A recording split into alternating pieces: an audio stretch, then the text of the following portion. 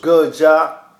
You already know what it is, man. This is T Paris, aka the Young Marvin Gaye. This rap shit, most original, most creative, most in tune with the times, and I'm sort of like your inspiration. And this is Peace Perspective. But let's not waste no time. Let's get right into it. This week we're gonna talk about single parent fathers. I thought this would be a dope topic of conversation for a couple reasons. For one, a lot of brothers in our community deal with this issue on a day-to-day basis. Two, I got a lot of fathers, reaching out to me, asking me, why don't you talk about some of the issues that we go through as single parent fathers? I think that'd be a dope discussion. And three, just to, add on to that, I actually had somebody who gave me a call and was speaking to me about the topic, and they wanted to share their own personal story. But unfortunately, you know, due to just my expectations of what I need, if you send in an email, we decided that wasn't something that he wanted to put on display. He wasn't willing, to let the world know what was going on inside his world. And there's nothing wrong with that, because myself, I'm not really ready to open up and just share everything going on with inside my household. I'm a single parent father myself. But without saying any more, let's get into the topic of discussion. I think it's going to be real interesting. First, I want to ask y'all, what's the role of a father? Nobody gonna say nothing, right? All right, listen. It's three different roles of a father. And one is to protect, protect your child by any means necessary, right? Also protecting your child means emotionally too, not just teaching them how to, fight and, things of that nature, but emotionally how to protect their feelings, what to be aware of. You got a lot of situations in the household where we tell our young men that men don't cry, but we don't tell that story about how so many fathers see the birth of a child and they shed tears of joy or tears of love, So it's important to have that dialogue with your child. Let them know, if you did cry, but let them know that men do cry when babies come into the world because that's a display of love. And I think that a lot of times what men wrestle with is that form of affection right there, love. They don't know how to express feelings when dealing in love. A lot of times it's shown as anger or comes off as, real aggressive. To provide. It's important that you provide, food, clothing, shelter, but also you got to provide an adequate education, the friends, you got to let them know what to be aware of, who to be aware of. The community, you want to raise your child in a community that's safe, don't have to worry about pedophiles and things of that nature, so we got protect, we got provide, and what about discipline? The father's job is also to discipline. But I think it's important when we mention discipline that alongside with discipline you got love. We got a lot of times where the moms don't let the fathers see or speak to their children until the child has done something wrong, and then they call on the father. In this situation, the pops then looks like a police officer, Only when something negative is done, you come around or you come to punish me. And they start to resent that parent because they look at them like the only time you really get involved with me is when I'm doing something wrong. So I think we need to think about that as well. So that's the role of a father. Next week, we're going to get into the role of a mom, but I want to make it clear that the mother and the father together, both these parents together, they create what is called the foundation, right? The mom and the dad create the foundation, and this is how we start a family.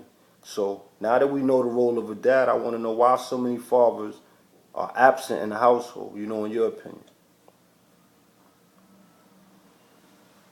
Okay, it's my opinion that one of the reasons why a lot of fathers, are missing is because the bonds that we create when building these foundations, right?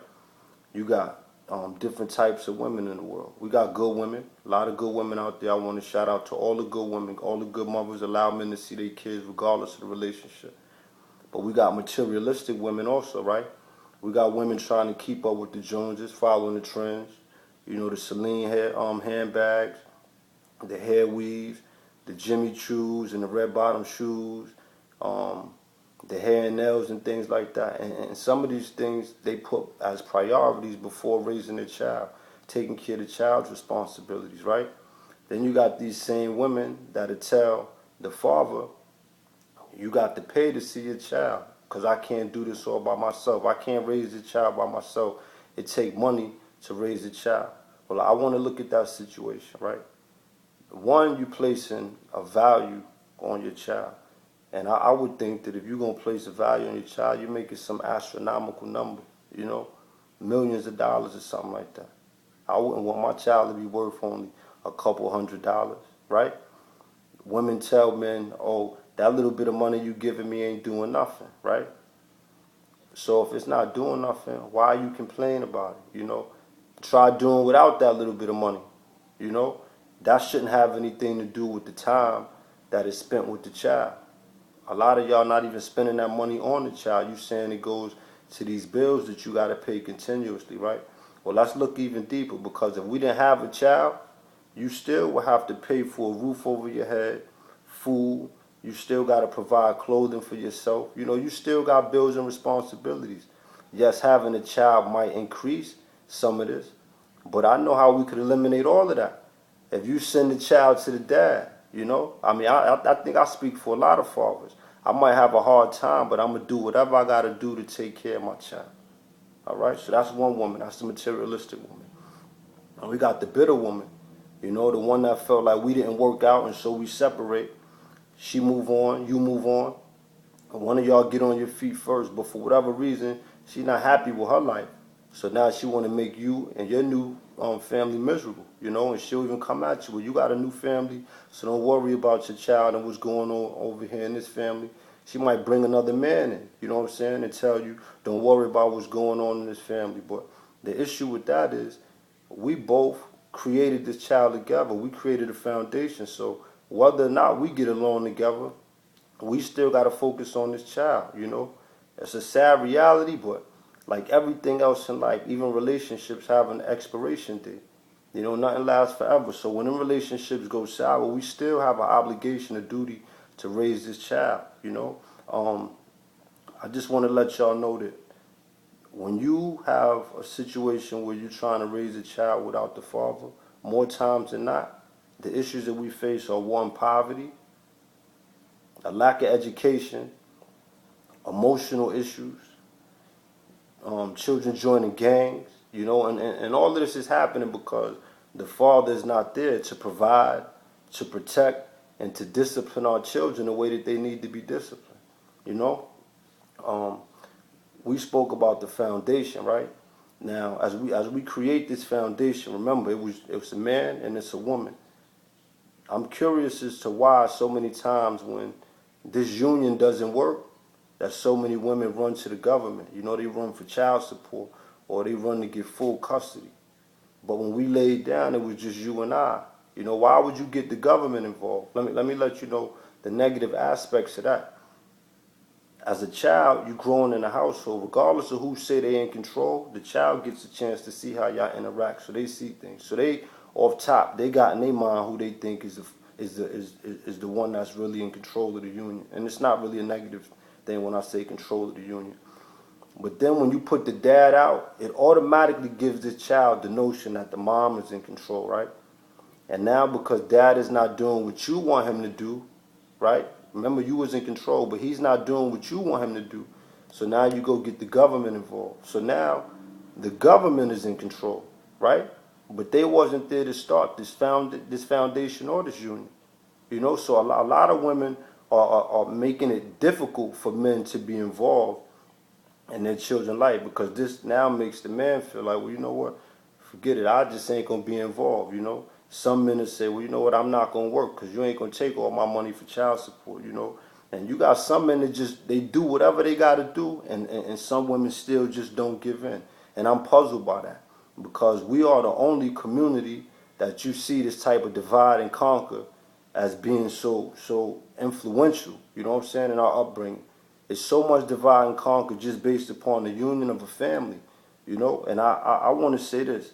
I think that the creation of an income tax could have been the worst thing that could have happened to a family. You know how many fights go on between the time the income tax come out because the female believes that she deserves the majority of this money? It's not even about the money, to be honest. But the entitlements of, you know, sometimes make people feel like they want to argue that, or they want to go back and forth about that because they feel unjust, you know. I think that I want to leave y'all with this. I think that it's very, very important that we try to find some type of common ground. As men, I would like to propose that we come together and try to find a brotherhood, If we build a brotherhood, then so many of us men can sit down with each other and talk about some of these issues that we go through. We can teach each other how to deal with them. We can emotionally, be there for one another, because some people jumping out the window, they cut off their nose to spite their face, and it's a real troubling time, man. It's a lot of kids out here growing without their fathers, man. And I just think it's something that we needed to sit down and talk about. So I want y'all to chime in. Let me know what you think. If you're a single parent father out there, I want you to let me know what your situation is like. Again, this is T. Paris. This is Peace Perspective, man. Toast to the champ.